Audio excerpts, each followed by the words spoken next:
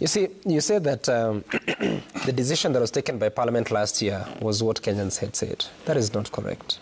Majority of Kenyans that appeared for public participation are opposed to affordable housing levy. It is the Kenyans those who appeared in the public participation that proposed 1.5%. Initially it was 3%.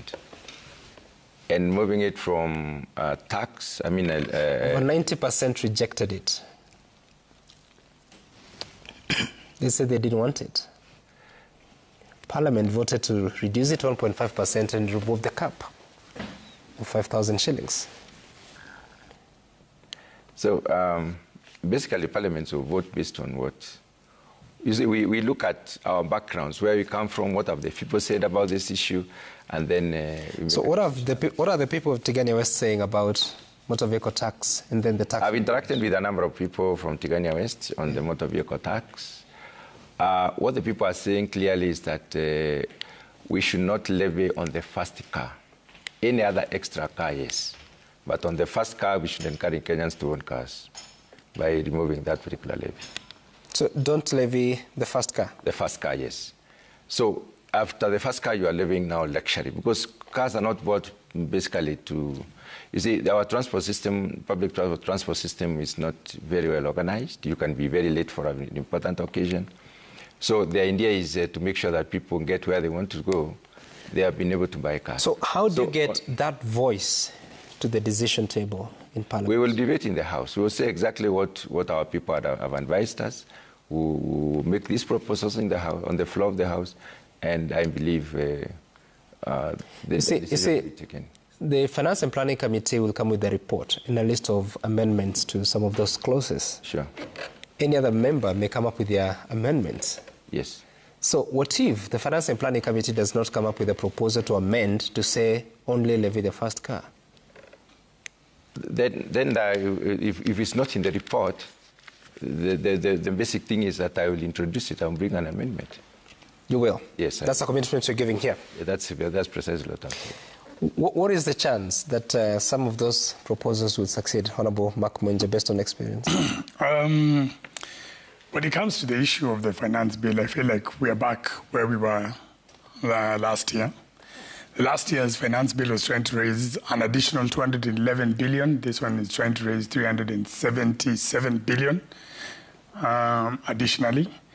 If you look at this year, based on our collections, our target, if we meet our targets, we still have this month left. We're supposed to collect about 2.6. I'm not sure we'll get to 2.3. We might go to get a shortfall of maybe about 300 billion. So this finance bill wants to take us to about 2.9 billion in terms of collections.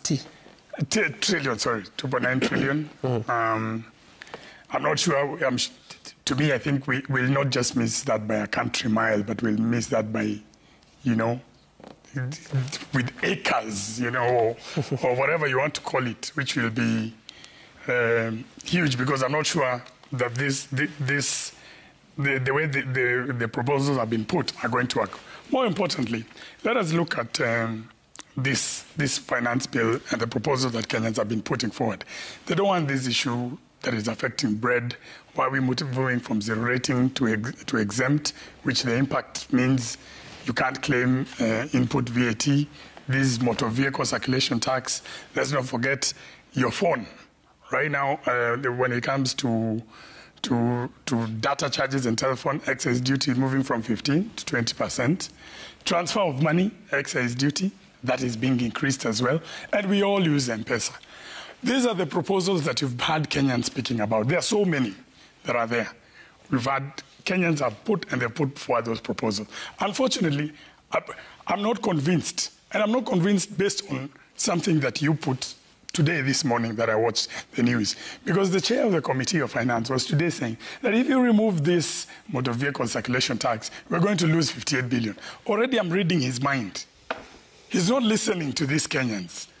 And public participation in this country, unfortunately, the way it is put forward is that you participate. It doesn't mean we have to agree with what the public is saying, which is one of the things that I feel. Were the drafters of our constitution of the view that Kenyans should show up in a room, give their views, and that's the end of it. can we take a vote? Can we look at what have Kenyans said about this motor vehicle tax? What have they said? If we can find that majority of Kenyans have said that this ought to be removed, then surely that is something that ought to be removed. My concern is that we will have the finance bill that will be there. It will be tweaked a little bit, and that will be the end of it. Mutunga's proposal makes it a bit better because you'll find most Kenyans own one vehicle, and right now owning a car in certain areas is a necessity. It is a tool of trade. So making people pay that additional tax, which, by the way, I remember it was in Kibaki's first term where we removed something that used to be called road license. Those of us who can remember. And it was put into the fuel levy. I feel like this is being brought back again. So it's another form of double taxation because it existed under fuel levy. Why is it being brought back? And yet Kibaki cured that problem in his first term. So to me, the finance bill is one thing that I would ask each and every Kenyan out there. Right. Everyone who is out there, talk to your member of parliament. I've spent the last 2 weeks, including yesterday where I was in my office with over 300 people. And I kept asking each and every one of them, what is your view of this finance bill? I did not get one person who told me to vote in support of the finance bill. I couldn't get even one person. And I told you, and they're informed. Yeah. Because they've all been following what's on TV. Thank God for the media, because you've broken down this finance bill quite well. Mm-hmm. And if you didn't do it, Kenyans wouldn't know. And it's something that I must applaud media houses, and you need to continue doing that. There's a statement I want to pull out. Remember when we were reading our oaths of parliament, there's a statement that says there, Mark Mwenje, this and that I will faithfully and conscientiously discharge the duties of a member of parliament. I wanted to pull out that one statement. The drafters of this oath anticipated this position that we're in, where members of parliament would be caught in between, trying to deliver maybe what the state would want, what the government would want, what the executive want. This line gives a member of parliament a way out. That I have to sit down and look at my conscience, speak to the people, and do what I feel is right. I told you there are certain good things with these finance bills. There's a digital tax that's coming in 5% for especially people who are doing delivery, some online services that are being done, delivery of food, rentals, and all that. Those people escape the tax bracket. President once said he wants to widen the tax base. I'll support this clause. This is a good clause that needs to be done. There is an eco-levy fund that's been added for some of these imports that are coming that are going to affect some of that have an impact on climate change and all these things. So you just have to choose on which items where you're going to put that eco-levy. They only disagree, they've put it on diapers, and I think that shouldn't be on, we shouldn't put that on diapers. But there are certain items that I feel, this is fine, this is okay, you can do this. And more importantly, it is on imports. It means if you can manufacture these things locally, that means we can promote our local production. It also proposes the issue of when you're calculating the period of tax, you know, when you need to file your taxes. So let us remove this issue of weekends and holidays in terms of computing. That means you have now more time. You have more time to file your taxes. When it comes to VAT registration, move from 5% to 8%. So there are some good things that are there. But the bad things are the ones that are really impacting on ordinary Kenyans. When we want to force all Kenyans to be on e-teams, that means we're going to hurt the mamambogas and the small people down there. When we decide that we're going to increase charges, that anytime I send you money now, not only am I going to pay the excise duty, which already exists, now we want to increase it, but now I want to put VAT on top of that. That makes business more difficult. You're going to force us to go back to a cash-based system rather than where we've been heading, where nowadays everybody moves around with a phone without cash. And but if you take us this way, what you're going to force us is go back to hiding our money under the mattresses, and unfortunately when we do that, we're going to kill our economy. We must make sure that we protect our Kenyans. The president visited the US.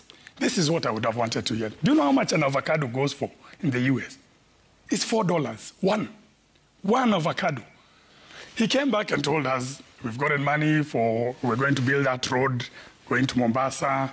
We have some investment that is going into Coca-Cola and all those things. Then that's good. But if you want to help Kenyans, you want to increase, let him come back and tell us that out of these $4 sold in the US, $1.5 will go to the farmer here in Moranga. And then you as a farmer, you're going to pay some taxes on top of that. So that by the time you take your $1.5, so these $2.5 covers a bit of tax, a bit of transport by the time it gets to the US market. Those are the things that we want to hear. That way we would be saving Kenyans the pressure that we are putting them under with this finance bill. And more importantly, Sam, this finance bill is talking about hitting 2.9 trillion. We are not ready. And we will be back here, Sam, next year at this time. And we will not have collected that money.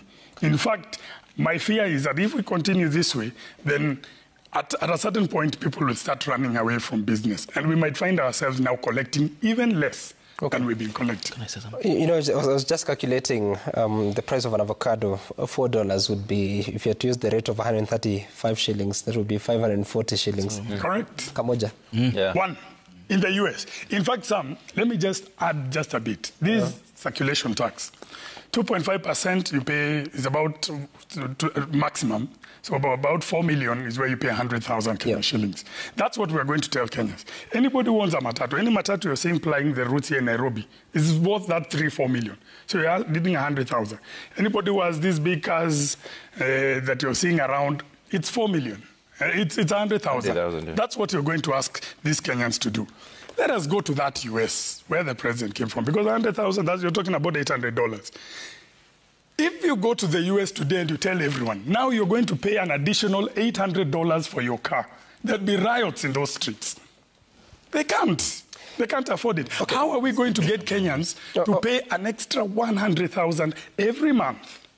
Sorry. I mean, every year, every year, on top of the burdens that already exist. We just put them housing levy. They are barely recovering from the housing levy the other day. SHIF is coming. That's another deduction that is already there. How are they going to recover when we put them this 100,000? In fact, what those insurance said yesterday is exactly what is going to happen.